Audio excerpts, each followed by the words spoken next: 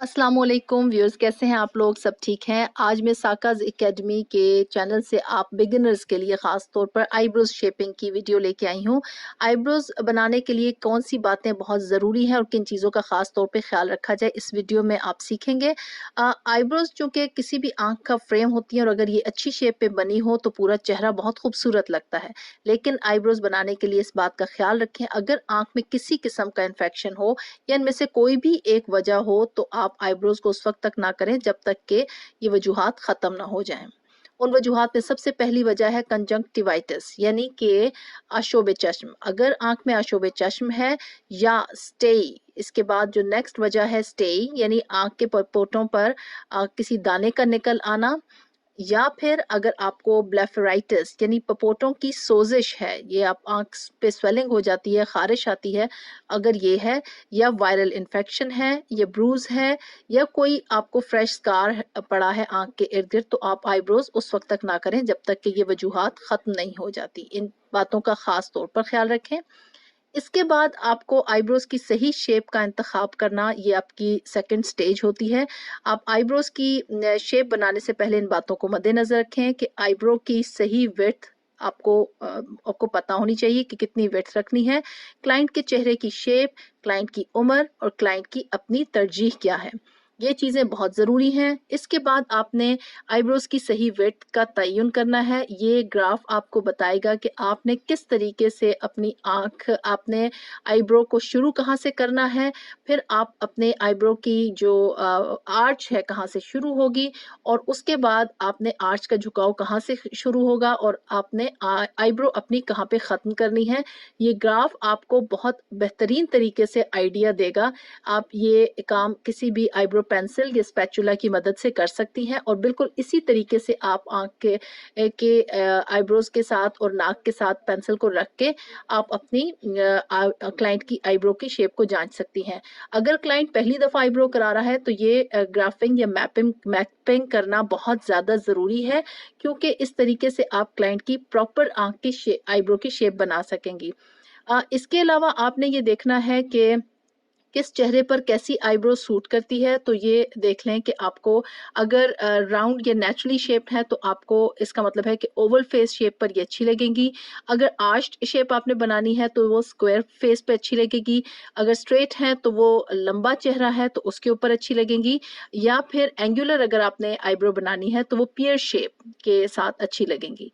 हमारी ये क्लाइंट हैं, इनकी हमने, क्योंकि ये यंग हैं और इनकी डिमांड ये है कि इनकी आईब्रोज एक नेचुरल लुक में रहें, बहुत ज़्यादा बारीक ना की जाए और आर्टिफिशियल लुक ना दें। तो इस वजह से मैं आपको थोड़ा सा ये आईब्रो पेंसिल के साथ उनकी आँख की शेप, आईब्रो की शेप के लिए एक आइडिया देने के लिए आपको बता रही हूँ कि हमने कहाँ से आईब्रो की को शुरू करना है।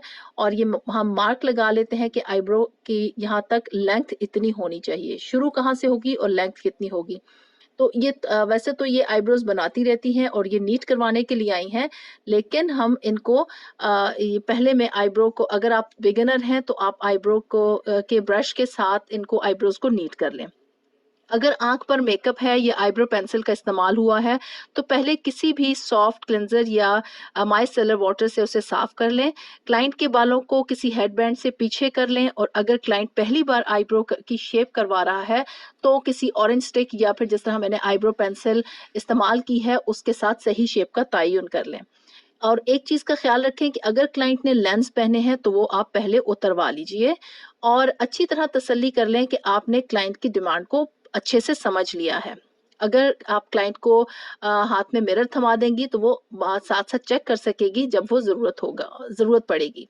अब मैं आपको ये देखें, धागे के साथ चूंकि हमने आईब्रो करनी है तो मैं आपको ये धागे को इस तरीके से आप अपने एक हाथ के गिर्द लपेटेंगी, और दूसरा एक सिरा आपके मुंह में होगा और दूसरा आपके दूसरे हाथ में होगा।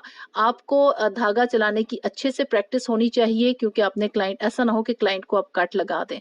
और ये आपको प्रैक्टिस साथ साथ करते रहेंगी तो आप बहुत अच्छे तरीके से आईब्रोज बना सकेंगी।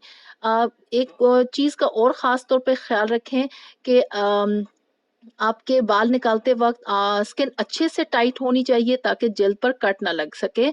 और अगर बाल सख्त हैं तो एक छोटी सी टिप है कि आप छोटा सा तौलिया गर्म पानी में भिगोकर निचोड़ लें और थोड़ी देर के लिए आप आईब्रोज पर रख लें। इससे ये होगा कि बालों के मसाम जो हैं वो नरम पड़ जाएंगे और बाल निकालने में आसानी होगी और क्लाइंट को तकलीफ भी कम होगी। और हमेशा इस चीज़ का ख्याल रखें कि आपने जिल्द अच्छे से आप क्लाइंट को कह दें कि वो अपनी स्किन को टाइटली पकड़ ले। अगर आप ट्यूज़र से नहीं कर रही या थ्रेड से कर रही हैं तो स्किन अच्छे से टाइट कर लें। और वक्फे-वक्फे से आप अपने क्लाइंट को अपनी आईब्रोज़ चेक करने का भी मौका दें ताकि वो अपनी तसल्ली करती रहे। जब आप आईब्रोज़ कर लें तो कॉटन पर आप स्टरलाइज़र लगाकर सैनिटाइज़र लगाकर आप आईब्रोज़ को अच्छे से साफ कर लें।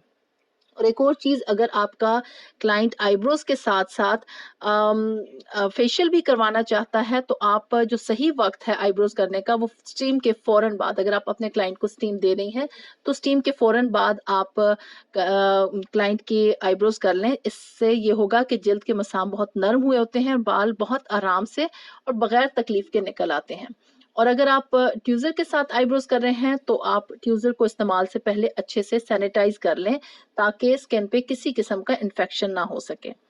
तो ये आईब्रोज़ को की शेप बनाते वक़्त इन बातों का ख़ास तौर पर आप लोगों ने ख़्याल रखना है ताकि आप क्लाइंट की सही जो डिमांड है उसको पूरा कर सकें।